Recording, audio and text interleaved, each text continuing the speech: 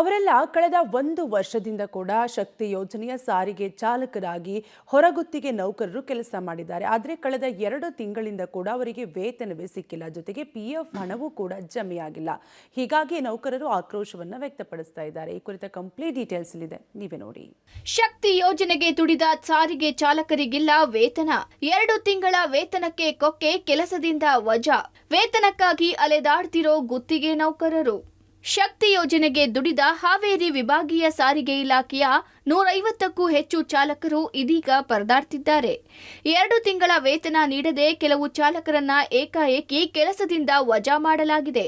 ಸಾರಿಗೆ ಇಲಾಖೆ 11 ತಿಂಗಳ ಅವಧಿಗೆ ಗುತ್ತಿಗೆ ನೇಮಕ ಮಾಡಿಕೊಂಡು 12 ತಿಂಗಳ ಕಾಲ ಕೆಲಸ ಮಾಡಿಸಿಕೊಂಡು ಇದೀಗ ವಜಾ ಮಾಡಿದ್ದಾರೆ ಅಂತ 50 ಗುತ್ತಿಗೆ ಚಾಲಕರು ಅಳಲು ತೋಡಿಕೊಂಡಿದ್ದಾರೆ.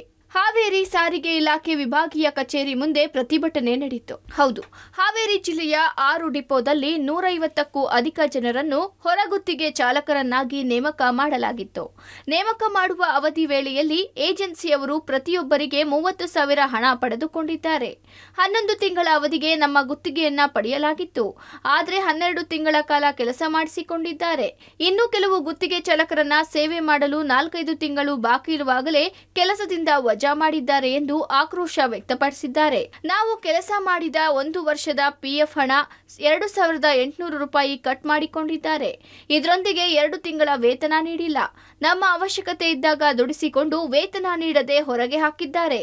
ಸಾರಿಗೆ ಇಲಾಖೆ ಸಿಬ್ಬಂದಿ ಮತ್ತು ಗುತ್ತಿಗೆ ತೆಗೆದುಕೊಂಡ ಏಜೆನ್ಸಿ ಕಾರಣ ಎಂದು ನೌಕರರು ಆಕ್ರೋಶ ವ್ಯಕ್ತಪಡಿಸಿದ್ದಾರೆ. ಹಾವೇರಿಯ ಎಲ್ಲ ಡಿಪೋಗಳ ಹೊರಗುತ್ತಿಯ ಚಾಲಕರು ನಾವು ಸರ್. PS NPS ಅಂತೇಳಿ ಪೂಜಾ ಸೆಕ್ರೆಟರಿ ಅವರು 2 ಗ್ರೂಪ್ ಮಾಡ್ಕೊಂಡ್ರು. 11 ತಿಂಗಳ ಅಗ್ರಿಮೆಂಟ್ ಬರ್ಸ್ಕೊಂಡು ನಮ್ಮ ಕಡೆ ಬಾಂಡ್ ಇಸ್ಕೊಂಡು ಆಮೇಲೆ 30,000 ರೂಪಾಯಿ ದುಡ್ಡು ಇಸ್ಕೊಂಡು 11 ತಿಂಗಳ ಡ್ಯೂಟಿ ಮಾಡಿ ಅಂತ ಹೇಳಿ ಕಳಿಸಿರಿ ಸರ್. PS ನೇರ್ದು 24 ತಾರೀಕಿಗೆ ನಿಮ್ದು ಮುಗಿದೈತಿ ಅಂತ ಹೇಳಿ ಕಳಿಸಿರಿ ಸರ್ ಹೊರಗೆ. ಆಮೇಲೆ NPS ನೇರ್ದು 31ಕ್ಕೆ ಇನ್ನೂ 3 ತಿಂಗಳ 4 ತಿಂಗಳ ಇದ್ರು ನಿಮ್ದು ಮುಗೀತು, ಏನು ಆರ್ಡರ್ ಕಾಪಿ ಇಲ್ದಾನೆ ನಿಮ್ದು ಮುಗೀತು ಅಂತ ಹೊರ ಕಳಿಸಿದ್ರು ಸರ್ ನಮ್ಮನವರು. ಆಮೇಲೆ 2 ಮಂತ್ ಆಯ್ತು ಸರ್ ನಮ್ದು ಪೇಮೆಂಟ್ ಕ್ಲಿಯರ್ ಮಾಡಿಲ್ಲ. ಇದರಿಂದ ಆಮೇಲೆ EF PF ದುಡ್ಡು 2,800 2,900 ರೂಪಾಯಿ ತನಕ ಕಟ್ ಮಾಡ್ಕೊಂಡಾರೆ. ಅದನ್ನ ಕೇಳಿದ್ರೆ DC ಅವರು ಸರ್ ಅವ್ರಿಗೂ ನಾವು ಎಲ್ರಿಗೂ DTO ಅವರಿಗೆ ಡಿಪೋ ಮ್ಯಾನೇಜರ್ಗೆ ಎಲ್ರಿಗೂ ಮನವಿ ಮಾಡ್ಕೊಂಡ್ವಿ ಸರ್. ಅದ್ರ ಬಗ್ಗೆ ಯಾರ ಕಡೆಯಿಂದ ಲಿಂಕ್ ಹಚ್ಚಬೇಕು ಎಲ್ಲಾನು ಹಚ್ಚಿ ಮಾಡಿದ್ವಿ, ಅವ್ರಿಗೆ ಮನವಿ ಮಾಡಿದ್ವಿ, ಎಲ್ಲ ಮಾಡಿದ್ವಿ. ಬಟ್ ಇದ್ರ ಬಗ್ಗೆ ಯಾರು ನಮ್ಗೆ ರೆಸ್ಪಾನ್ಸ್ ಮಾಡ್ತಿಲ್ಲ.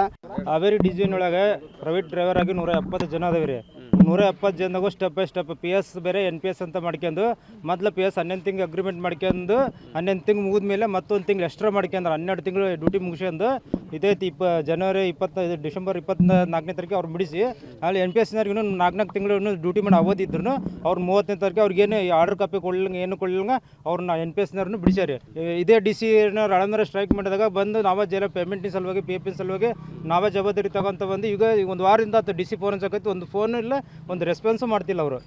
ಕಳೆದ 1 ವರ್ಷದಿಂದ ಹೊರಗುತ್ತಿಗೆ ನೌಕರರಾದ್ರೂ ಶಕ್ತಿ ಯೋಜನೆ ಕೆಲಸ ಮಾಡಿದ್ದಾರೆ. ಆದರೆ ಏಜೆನ್ಸಿಗಳು ಸರಿಯಾಗಿ ವೇತನ ನೀಡಿಲ್ಲ. ಮುಖ್ಯವಾಗಿ PF ಹಣವನ್ನ ವೇತನದಲ್ಲಿ ಕಟ್ ಮಾಡಿಕೊಂಡ್ರು ಆ ವೇತನವನ್ನ PF ಅಕೌಂಟ್ಗೆ ಜಮೆ ಮಾಡಿಲ್ಲ. ಈಗ 2 ತಿಂಗಳ ವೇತನ ನೀಡದೆ ಸತಾಯಿಸುತ್ತಿದ್ದಾರೆ ಅಂತ ಸಿಬ್ಬಂದಿ ಕಿಡಿಕಾರಿದ್ದಾರೆ. ಸಾರಿಗೆ ಇಲಾಖೆ ವಿಭಾಗೀಯ ಕಚೇರಿ ಸಿಬ್ಬಂದಿ 2 ಏಜೆನ್ಸಿ ಕರೆಸಿ ಶೀಘ್ರದಲ್ಲೇ ಬಾಕಿ ವೇತನ ಹಾಕಿಸುವ ಭರವಸೆ ನೀಡಿದ್ದಾರೆ. ಈಗ ಅವರು 150 ಮಂದಿ ಅವರು ಅಗ್ರಿಮೆಂಟ್ ಪ್ರಕಾರ ಅವರು ತೆಗೆದು ಹಾಕಿದ್ದಾರೆ. ಏಕಾಏಕಿ ತೆಗೆದು ಹಾಕಿಲ್ಲ. ಅವರು 11 ತಿಂಗಳು ಏನೋ ಅಗ್ರಿಮೆಂಟ್ ಇತ್ತು, 11 ತಿಂಗಳ ಪ್ರಕಾರ ಅವ್ರಿಗೆ ಅವಧಿ ಮುಗಿದದ್ದು ತೆಗೆದು ಹಾಕಿದ್ದಾರೆ. ಒಂದನೇದು. ಎರಡನೇದು ಏನೈತಲ್ಲ, ಅವ್ರ ಸಂಬಳದಲ್ಲಿ PF ಅಮೌಂಟನ್ನು ಕಟ್ ಮಾಡಿ ಅವ್ರ ಅಕೌಂಟಿಗೆ ರೆಮಿಟೆನ್ಸ್ ಮಾಡಬೇಕಾಗಿತ್ತು. ಏಜೆನ್ಸಿಯವರು ಮಾಡಿಲ್ಲ. ಆ ಉದ್ದೇಶಕ್ಕಾಗಿ ಅವ್ರಿಗೆ ಅನುಕೂಲ ಆಗಲಿ ಅನ್ನೋ ದೃಷ್ಟಿಯಿಂದ ಆ PF ಅಮೌಂಟನ್ನು ರೆಮಿಟೆನ್ಸ್ ಮಾಡಿದ ಬಳಿಕ ನೀವು ಸ್ಯಾಲ್ರಿ ಕೊಡ್ತೇವೆ ಅಂತ ತಡೆ ಹಿಡಿದಿದ್ದೀವಿ. ಅವರು ಫೆಬ್ರವರಿ 10 ಒಳಗಾಗಿ ಡಾಕ್ಯುಮೆಂಟ್ಸ್ ಅದನ್ನೆಲ್ಲ ರೆಮಿಟೆನ್ಸ್ ಮಾಡಿದ ದಾಖಲಾತಿ ಕೊಡ್ತೇನೆ ಅಂತ ಹೇಳಿದ್ದಾರೆ. ಕೊಟ್ಟ ಬಳಿಕ ರೆಮಿಟೆನ್ಸ್ ಮಾಡ್ತೀವಿ. ಇನ್ನಾದರೂ ಅಧಿಕಾರಿಗಳು ಗುತ್ತಿಗೆದಾರರನ್ನ ಹಿಡಿದು ಬಾಕಿ ವೇತನ ಹಾಕಿಸುವ ಕೆಲಸ ಮಾಡಬೇಕಿದೆ. ನೌಕರರ ಕಣ್ಣೀರು ಒರೆಸಬೇಕಿದೆ. Fakirayya, public TV, Haveri.